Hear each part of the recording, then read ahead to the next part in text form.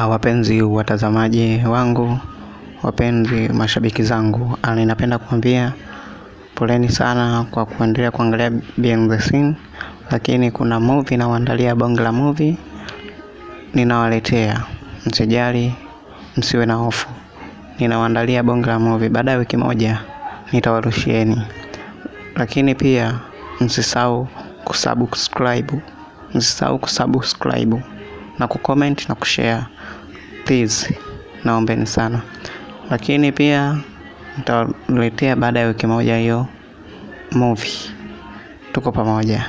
Asante.